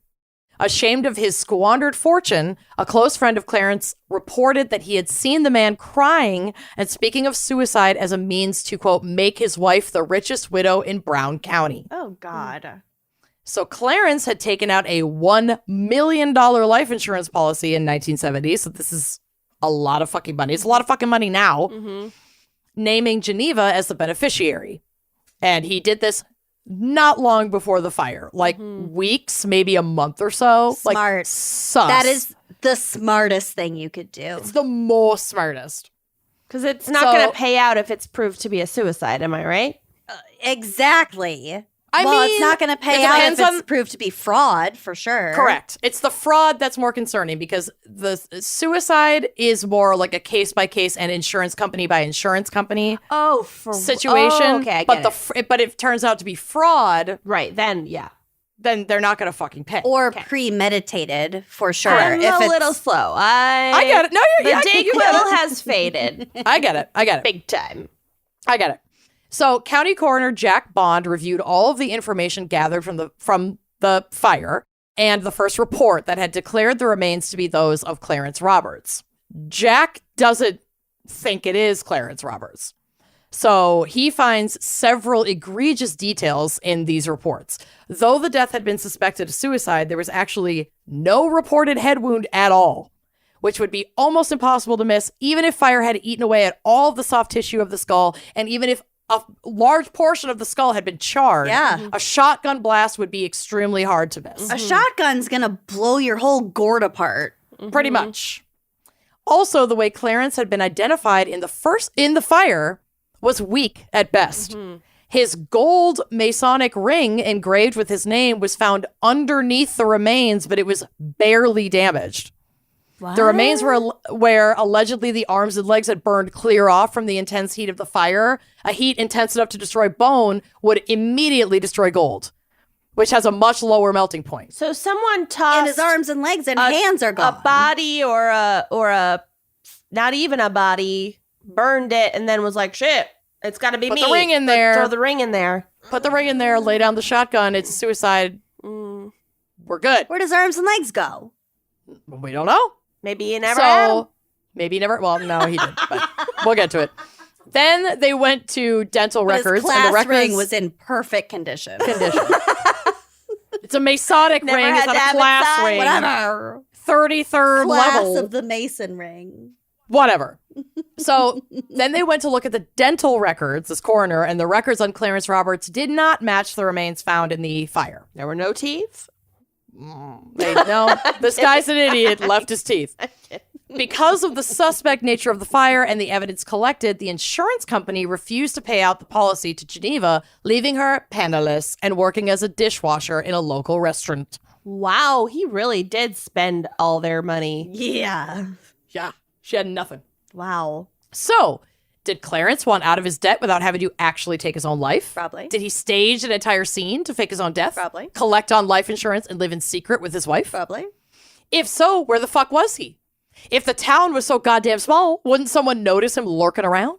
Did he have the balls to cut off the arms and legs of the deceased in an attempt to remove points of identification? There's a lot of evidence to support this theory. But why not? Why arms and legs and not just hands and feet? I don't know. Nobody knows. Nobody knows. Extra We don't precaution? know. Probably. Maybe the Less to maybe the carry? cadaver had tattoos or something identifying. The cadaver was like way taller than him. Sure. Yeah. Pure speculation. I don't know. But any of those things could be why. But despite being denied and being like, bitch, it's fraud, Geneva worked for years appealing the decision not to pay out the policy, eventually going to trial 9 years after the fire. But she didn't have a fucking case because the evidence was too compelling to show this was a bullshit claim, even without knowing where Clarence was, whether he was dead or alive, or having enough evidence to criminally convict Geneva of being part of an insurance scam. Like, they didn't know what she did or didn't know. They were just like, no, bitch, you're not getting this fucking money. Go figure it out. And it went to trial. And at trial, the insurance company called forth an anthropologist who presented evidence of, quote, butchering marks on the charred bones. So someone chopped. There was chopping, not just There was burning. chopping. Hacking. Indicating that they had been hacked apart. An arson expert also gave compelling testimony that the fire had been intentionally set. And 3 witnesses claimed to have seen Clarence since his quote-unquote death. Quote, insurance investigator William Mitchell received reports of Clarence living in New Mexico, Mexico, and West Germany. All of them. A man named Robert Hillenberg, a former Nashville, Indiana resident who moved to New Mexico, reported seeing Clarence in Las Palmas, Mexico in 1975, so 5 years after the fire.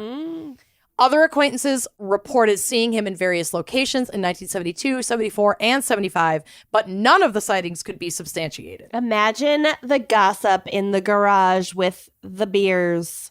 Oh, And in a the town lawn of chairs. 700 people? Talking about, well, I saw Clarence. Let me tell you about, I saw him in Las Palmas, Mexico. This would literally be the best Yeah. small town situation fucking ever. The VFW must have been lit. Fucking Literally on fire. Literally on fire. So lit. The meat raffles must have been dope. The hush when, what's her name, walks into a room. Oh, when she goes to the grocery store, when Geneva walks through the Yeah. grocery, she can't go anywhere anymore. Anywhere. Yeah. She was always an icon. Now she is infamous. She's an icon of Nashville, Indiana. Yeah. India. So even though Clarence couldn't be found right then and there, he was declared alive, and the remains that once were thought to be his were reburied in an unmarked grave, having been proven not to be his. But they are still unidentified to this day. However, Did I miss this? How were they proven not to be his? because dental records didn't match, Oh, the dental. ring Okay. was obviously planted yeah, because it okay. would have melted the hack marks on the bones. It's just no fucking way that was him. Okay. So, however, on November 17th, 2 days before the blaze, Clarence was spotted in a bar in nearby Morgantown befriending a vagrant. Oh no, they fully killed someone. The man was described as about 5'7" He would to have had to. 5'9". It's a fresh body. He needs a fresh body. He's got to do it himself. And this man was about, according to these reports, these witness reports, this man was about the same age as Clarence. Clarence told the man that he had some odd jobs at his house that he would pay him to do, and the man agreed to go with him. This was like overheard at the bar. God. As they were leaving, the man collapsed from some unknown cause, Drugs. possibly drinking, and Or, like like, he's a being vagrant, maybe he drugged. hadn't eaten. He was drugged. Yeah, or he was drugged. Yep, could have been any of these. Of course he was drugged. Clarence might have drugged him. Yeah. But like also why Some drug him? sleeping pills to get him in this car.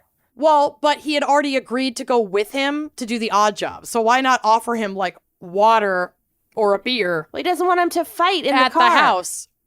I don't think he would fight. I think if you kept, I mean, I don't know. I Geneva don't doesn't know. want that shit in her house. At what point would he decide to kill him?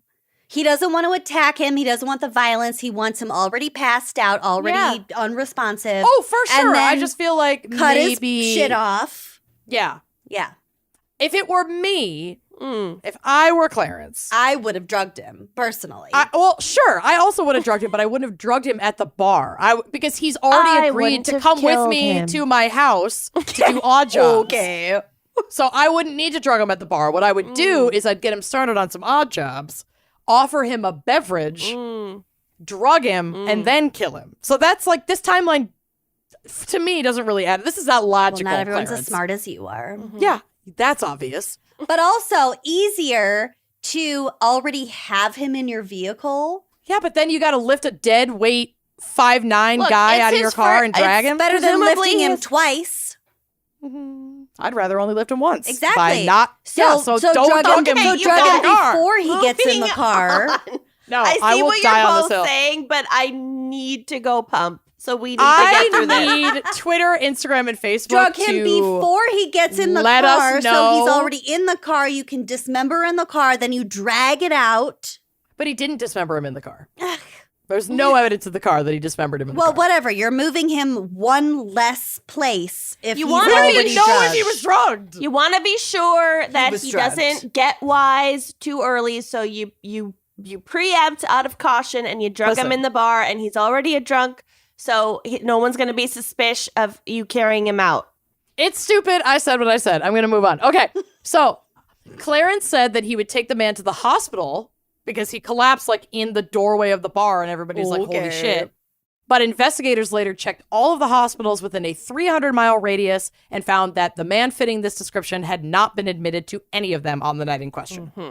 Furthermore, an autopsy determined that the victim in the fire died of carbon monoxide before the start of the fire. Oh. The banker later repossessed Clarence's truck and discovered holes in the exhaust So he did system kill him in the apparently car. made by a hammer of a similar instrument. In one of his cars. I don't know which car he took him So from he the bar only from. lifted him. Well, he did lift him twice, but Yeah. he drugged him. He Sure. got him in the car. I'm taking. Killed him. Your fucking purple mattress. Killed him with the carbon monoxide in the car. Yep. Yeah. Yeah, it's dumb. It's not a smart move. You have to lift so much dead weight. That's I'm just fucking saying stupid. that's what happened. It is. It probably is. Yeah. But it's fucking dumb. So, 1 It month worked. after this, did it? Well, I mean, it worked in the sense that this innocent man is dead and burned. At least he wasn't burned alive, I guess. rejoicing this. No, like, I get it. You're That's a rejoicing at win. being Take the right. W. And also that Clarence, I get this so fucking few. asshole murderer, didn't And an idiot. get his payout. Yeah. So 1 month after this trial ends, where the insurance company is like, nah, bitch, you're not getting this money, they declare this fire a fraud. Clarence has been deemed alive, albeit missing. And then on November 29th, 1980, so 10 years almost to the day. Isn't 10 Another- years the limit for like if you're missing to be declared dead? Yes, Isn't but it I 10 think years? because we didn't go to trial until not like I think it 9 depends years on the after.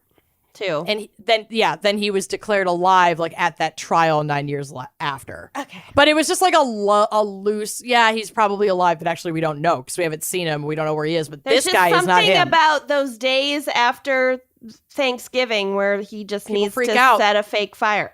Yeah. So another huge fire breaks out. This time at Geneva's home that she had been renting since the quote unquote death of her husband.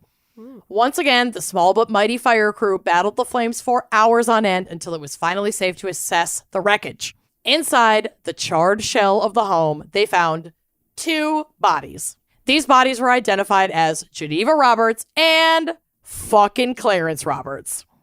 They Ooh. did die in a fire, but together? Eventually. Yup. What?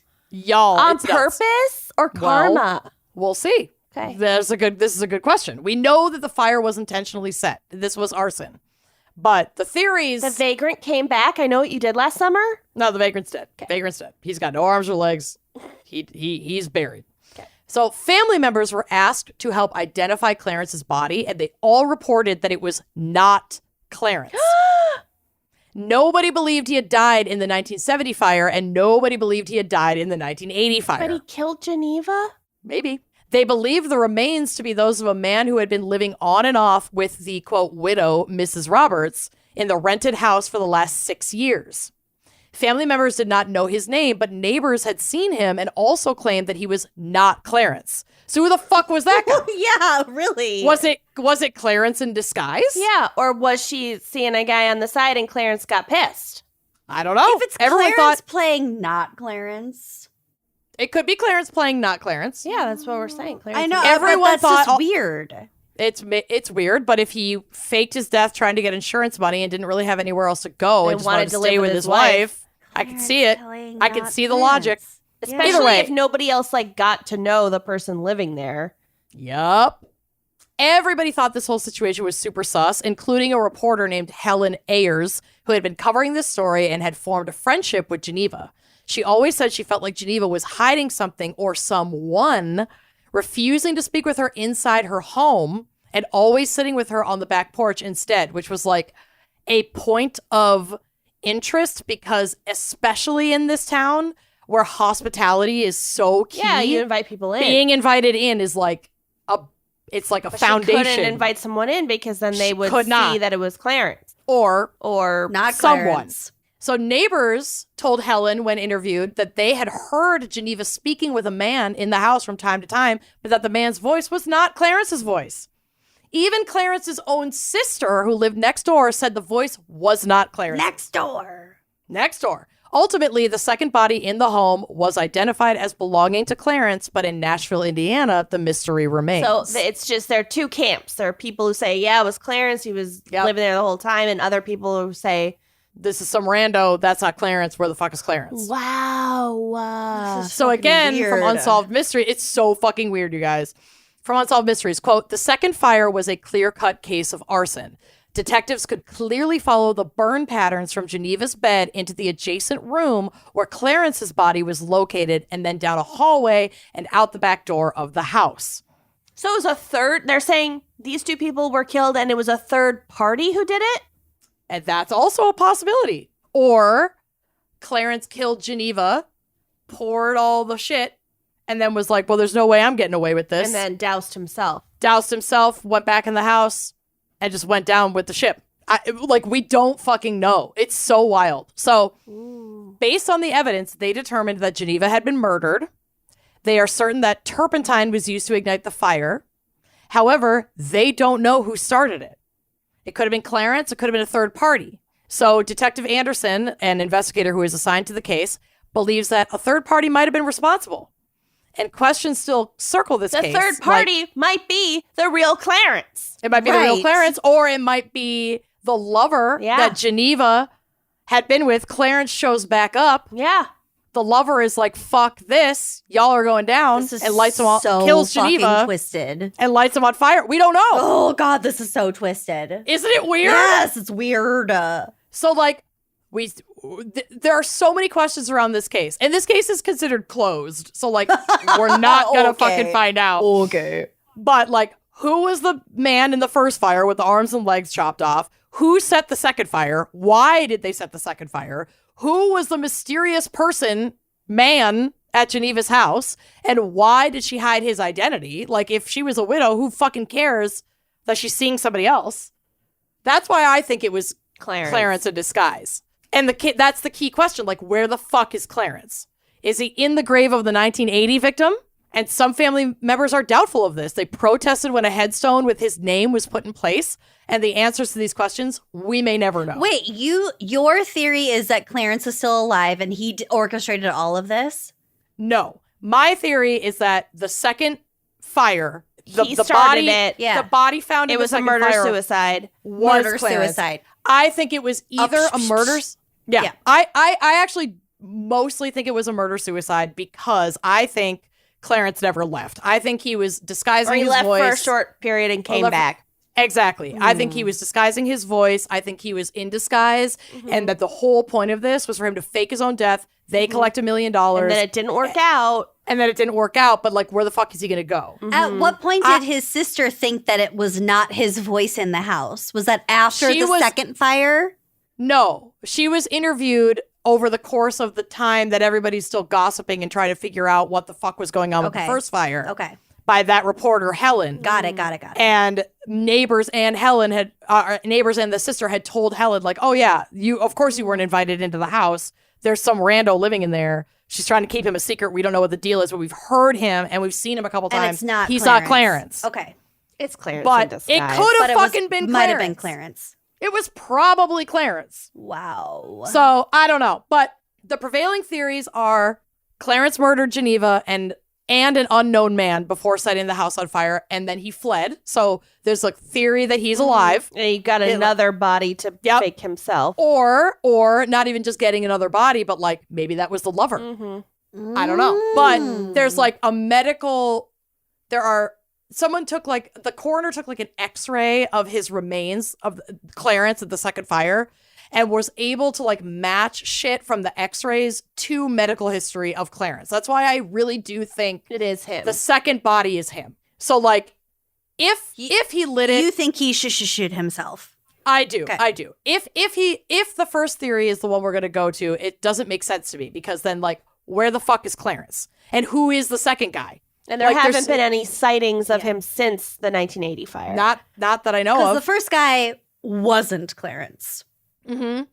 But the family, given that first fuck up, is still really doubtful that Clarence is buried in the ground as the 1980 victim. Wow. So I just don't think we're ever really gonna know.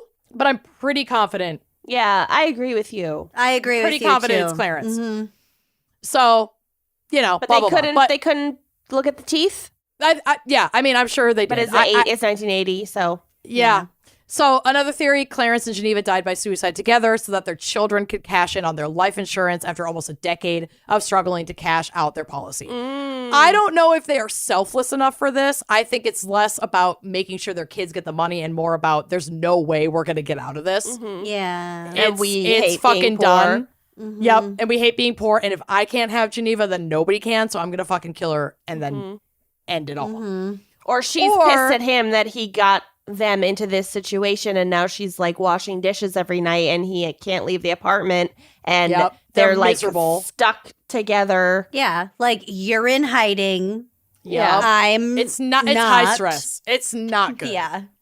Yeah. And the last theory that the last couple theories that get kicked around, Clarence killed Geneva in a fit of jealousy because she was secretly seeing another man and then either killed himself or died accidentally in the fire, or Clarence and Geneva were killed by an unknown third party. These are like all the ones that are floating around. It could, like you just said, Maybe. it could be something completely out of left field. Could be. Like, Absolutely it could be. that's kind of what I was thinking about the roller coaster, the Ghost Rider thing. It's like, That could have been an accident. it could have been a could have complete been an accident. fucking accident. It could have been. Mm-hmm. I don't think this was. Mm-hmm. This is two This big was ass not fires. an accident. This No, was intentionally set. It's definitely all intentional and very fucking confusing. And like Clarence kind of died twice. And like, where the fuck was Clarence for 10 years? 2 to And, 3 like, there's- times. No, twice. There were 2 fires that had Clarence's quote unquote remains in them. Okay. So it's the whole thing is absurd. And if you want to watch there's smoke, there's fire. there's Clarence. Also, if you want to watch the Unsolved Mysteries episode of this case, it aired on December 14th, 1988, and it is season 1, episode 9. And that's my case. Well done. Isn't it weird? Really fucking weird. It's so weird. There's a lot love of an unsolved fire, case. arson mysteries this episode. So many mysteries. Oh, I think I already covered it for a live show, but I also was really loving, well, not loving, it's a horrible story, but that case of like the whole family in like some small town like Iowa or something where the house burned down. The but then they, soldered like, children. Yes, so they like couldn't find the remains of a lot of the kids, There were and like nobody 8 knows where the fuck kids, they are. and 5 of them, like, they don't know where they are. Weren't recovered. We've covered so that fucking case, weird. and we covered the firefighter who turned out to be the pyromaniac. I So don't we think that was Iowa. I think that was like Australia. It wasn't, or maybe New Zealand. I think it was New Zealand. It wasn't Iowa. I don't know. I don't know, I but got you know what I mean. My boobs are leaking. I love you both Great, so great. much. We'll talk to you I next love week. you too. Okay, bye-bye. Love you. It was in West Virginia.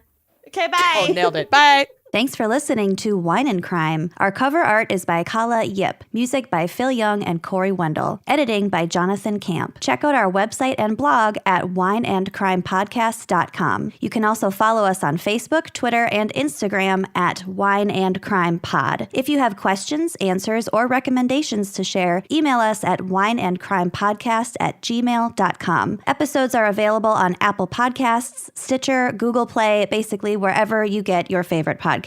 And if you like the show, please rate, review, and subscribe on Apple Podcasts. It is the best way to spread the word. If you'd like to show your support, visit our Patreon page to keep this podcast and the wine flowing. Cheers.